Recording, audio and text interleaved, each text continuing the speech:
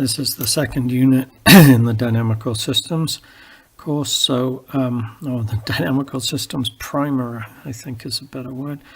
The key definition in understanding long-time behavior is of the omega limit set of a point.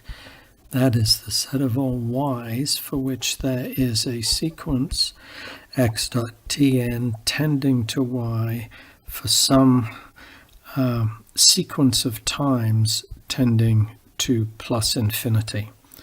So you can see it's kind of all the asymptotic limits as you go to plus infinity. Let's look at examples. So a first example might be, suppose in one dimension, right? You have just one fixed point, P, let's say, that is a fixed point, and everything else goes to that, right? So then for any other x, we see omega limit set is just the set containing P, right? And let's take another example. Suppose you have a periodic orbit like this, right? And the stuff outside comes in and the stuff inside goes out, right? Then if you take any point outside or inside, other than there's going to be a fixed point at the sort of center of the business here, these other points here, x is the omega limit set of those points is the entire periodic orbit.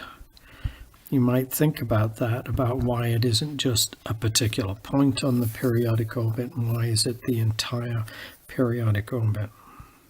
We saw an example of this last time in the brusselator, if you remember, and the idea is that anything outside here spirals in, so its omega limit set, or an omega limit set of a particular point out here, would be the periodic orbit, and the same for stuff inside other than the fixed point based here.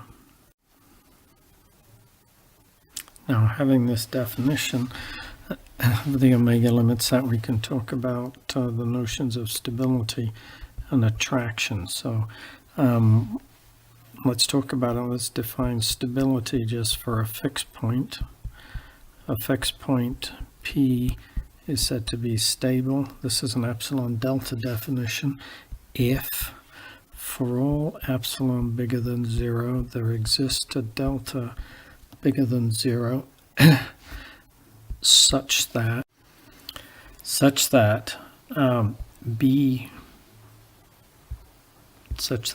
delta of P dotted with T lives inside B epsilon of P, and that has to be true in all future time for all T bigger than or equal to 0. Where here, this is just the ball of radius epsilon and radius delta based at P, so it's a set of x's such that the distance from P is less than epsilon. Okay, so the picture you want to have here is that here is a fixed point P. Somebody comes along and they give you an epsilon, so this is your B epsilon P here, your neighborhood, and you can find the delta neighborhood so that if you start inside there, your trajectory will never leave the epsilon neighborhood. And the key point is that this person can make epsilon as small as they want, right? And here again, I'm using the notation set dotted with T, means that set pushed forward in all time lives inside B epsilon of P. The second definition is then of attraction, and again we'll talk about this relative to fixed points. So fixed point P is called attracting, okay, if two things hold. One is that it has to be stable, P is stable, right?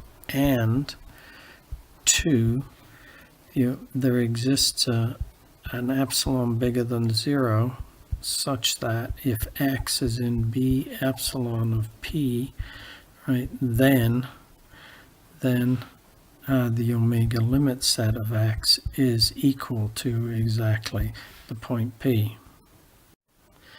So the thing about stable is that if something is stable, okay, so here's a picture of something, of a fixed point that is stable if it's surrounded by periodic orbits like this. Okay. Right? In that case, it's stable, but it's not attracting because the orbits are not actually coming in and going to that point. So that's where you would stable. An attracting point would require not only is it stable, in other words, you start near, you don't go far away, but also that everything in some neighborhood actually goes to the point. So something where things spiral into the point, for instance, that is stable. You should also think about what it means to be unstable, that is to say, not stable. So for instance, a sort of saddle point, if you will, right, like this, or maybe there's one direction where it's coming into the fixed point, one direction going out. That would be unstable because there is no way you can satisfy the definition of stability if you think about it. So there are completely analogous definitions for periodic orbits and more generally for invariant sets, right? For periodics and invariant sets. Periodics and invariant sets.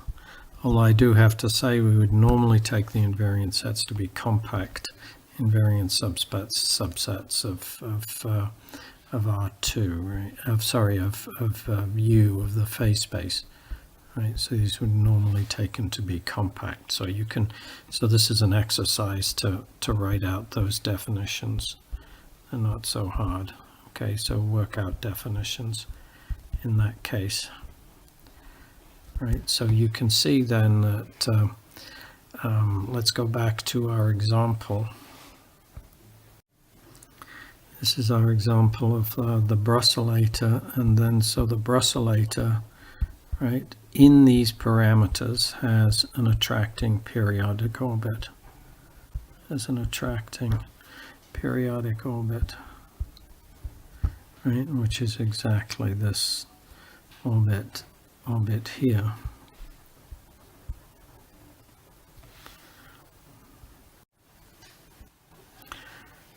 Believe it or not, the Lorentz equations also have, the Lorentz system also has an attractor, Lorentz system, right?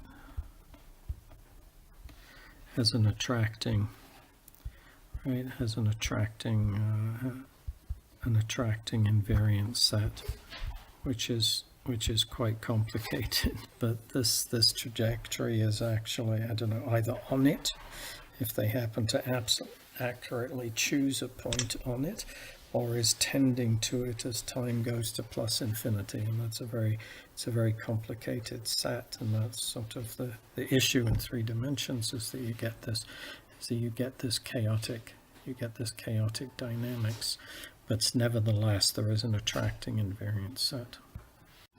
Right, this completes unit 2 on long-time behavior.